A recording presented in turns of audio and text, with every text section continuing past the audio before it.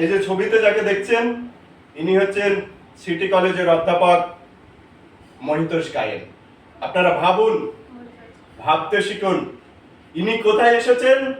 ইনি এসেছেন নেতাজি ইন্ডোর স্টেডিয়ামে। কিসের জন্য? ইনি নাকি যোগ্য শিক্ষক। উনার ওখানে প্যাচে লেখা দেখুন, এই যেখানে আমি যোগ্য শিক্ষক। পারি না। মহিতোষ বাবু, আপনি একই সাথে তাহলে দুই জায়গায় চাকরি করছেন?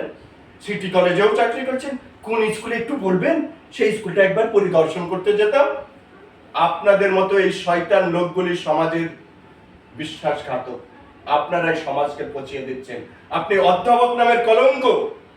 সব থেকে অবাক লাগছে, আপনার এই অপকর্ম বিশ্ববাসী দেখতে পাচ্ছে। শুধু জানতে ইচ্ছে করে মহিতোষ বাবু, আপনার কি বউ বাচ্চা, আপনার কি ছেলে মেয়ে, আপনার মা বাবা কেউ দেখতে পায় না আপনার এই অপকর্ম?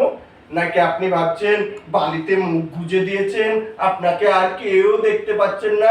আপনি উট পাখির মতো এত বড় বডি নিয়ে বালিতে মুখ ঢুকিয়ে বসে আছেন, আপনাকে কেউ দেখতে পাচ্ছে না। সাধু। কিন্তু আমরা দেখতে পাচ্ছি এই রাজ্যে যত অপকর্মের মূল আপনারা। আপনাদের জন্যই আজকে সমাজে এইরকম অধপতন হচ্ছে। আপনি অধ্যাপক নামের কলঙ্ক। তাই আসুন সকল মানুষ এদের মুখোশ খুলে দেই।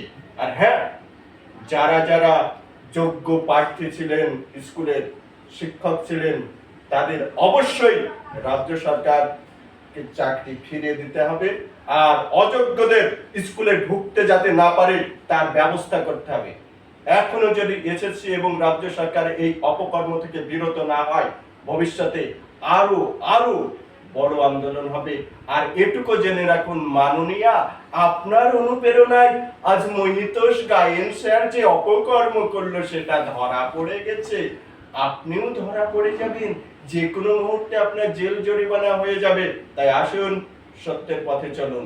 যদি আপনারা মনে করেন সবকিছু আপনাদের ক্ষমতা দম্ভ দিয়ে করবেন, তাহলে এটুকু জেনে রাখুন সত্যের সাথে পারবেন না। তাই আসুন সত্যের পথে চলে, নইলে বিপদ আপনাদের। আর মহিতোষ বাবু, আপনাকে ধিক্কার জানানোর ভাষা নেই আমাদের।